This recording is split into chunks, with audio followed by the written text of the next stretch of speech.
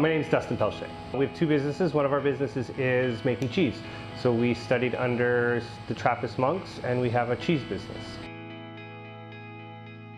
The cheese is interesting because it's a lot about aging and seeing how things react slowly. And so it's kind of a test in patience.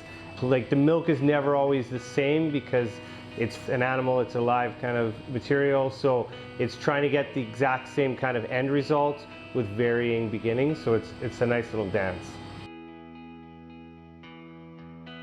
Generic cheese or whatever, they're really good at making the exact same product all the time. But with ours and a lot of other small dairies and stuff, you get a lot of artisanal stuff to it. So you're getting different seasons and you can get those tastes, you know, they're eating different at different times, they're lactating differently.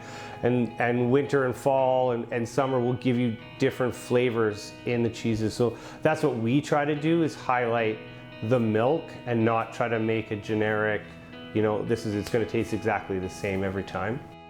There's a good thing that you can make good cheese if you follow a recipe, but you're never gonna make great cheese unless you follow what the milk and the cheese is doing. With the cheese, it's been to keep this tradition alive. This recipe dates back 400 years. The monk that we learned from was the last monk in the world that was traditionally making this cheese. We never went to become cheesemakers. It was never, we're chefs and we thought it would be cool to learn to make cheese and kind of have something that we could do from time to time.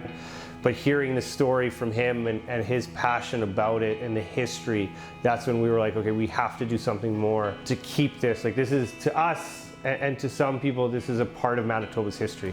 Like, they've been making this cheese since 1904. So it's really a part of keeping this tradition alive in Manitoba. So it's a hand wash cheese. So we touch every wheel, we see every wheel.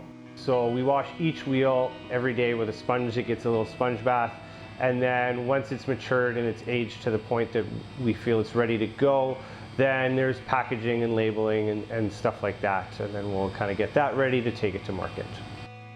We're not a big cheese culture in Manitoba. We're a specialty product, so it's getting people to kind of taste it and try it and experience it. So right now with COVID and not being able to give samples, it's been a little bit difficult. Getting it to people and having them try it has kind of been the toughest at this moment.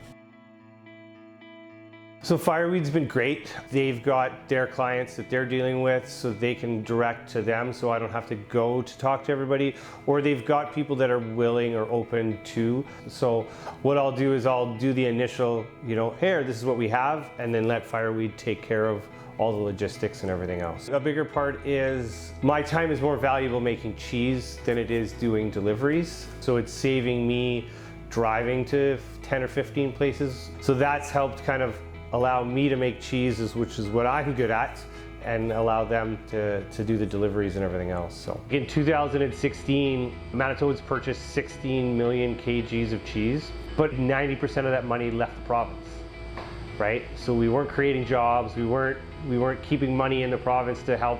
So having like Fireweed who can go and knock doors and find clients so that the farmers and the makers can do what they're good at, right? And then have Fireweed showcase and highlight the products that these guys are doing. All these farmers and men and women are doing so many cool things, and just to be able to have Fireweed take that product, showcase it to, you know, 10 times more people than others would reach is a great thing.